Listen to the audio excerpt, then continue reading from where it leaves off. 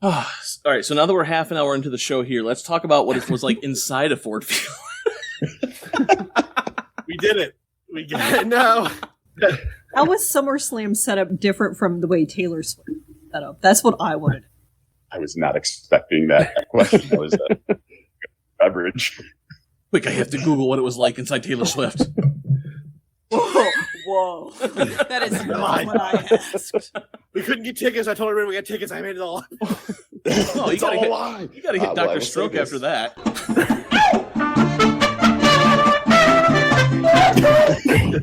Inside Taylor Swift. I will say this. I got to sit a lot more during SummerSlam. It was 1,000% less screechy.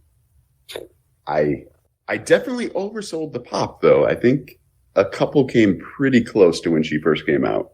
I think if the main event had ended differently, it might have rivaled it. I feel like maybe either world title match ended differently. It might have been. Right. Yeah. And the concourse, those moved much better during SummerSlam than Taylor Swift. But I think everybody and their mother was trying to take a selfie during the Taylor Swift concourse. Yeah. And I surprisingly saw more violence or close fights at SummerSlam than I did Taylor Swift. Oh, okay. So the other way, I'm like, yeah, I just saw 12-year-old girls just smacking the crap out of each other. You guys all went to the bathroom. Sure. Yeah, right. They're like super pumped. She might play Haunted. Yeah, you guys all went to the bathroom, and Dustin and I were sitting there just minding our own business, and then two guys next to us started having a personal space dispute. I mean, we were Very crammed in there. aggressively. They put a lot of human beings in a pretty small space. That's what it was. I mean, you watched. I'm sure most people listening to this have watched the show. Like, it was a very minimalistic set. It was just like a sea of people. Mm-hmm. Yeah. Yep.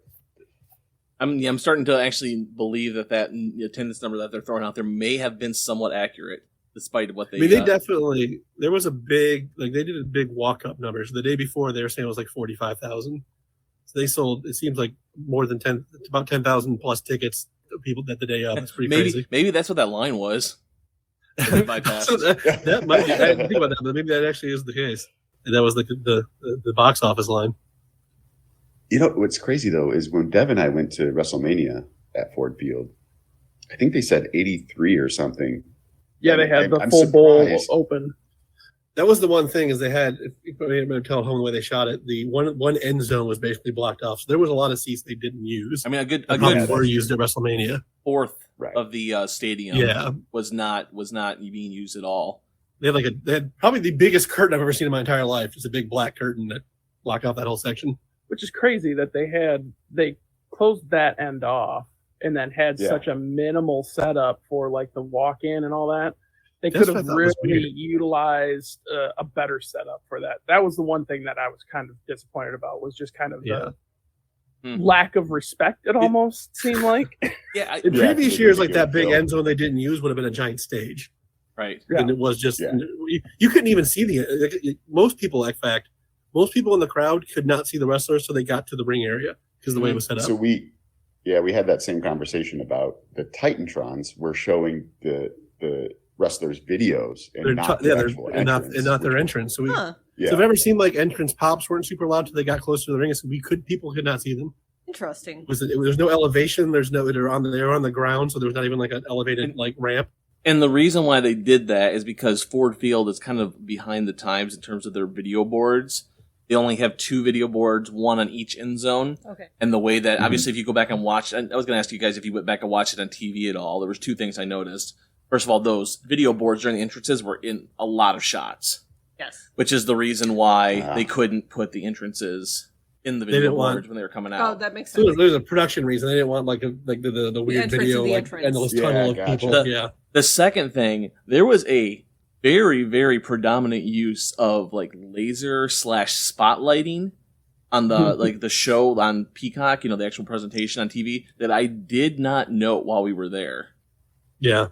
There was like the blue spotlights that shot up like in the background of against away from hard camera or whatever, or on hard camera, I didn't notice those lights at all, but they were there the entire show. I noticed them, but they were white for us. Oh, like you could see them. I could see them moving around down there, but they were white for us. So I don't know if they did some sort of color correction, like live during the stream to make it look different colors. Gotcha. Because it was. I feel though, I mean, half the time I was blinded by a spotlight anyway. So you guys had a spotlight too? It was sort of. Luckily it was more pointed at the row right in front of us, but it was still annoying. Yeah, because Mike and I were part of the show apparently. Yeah.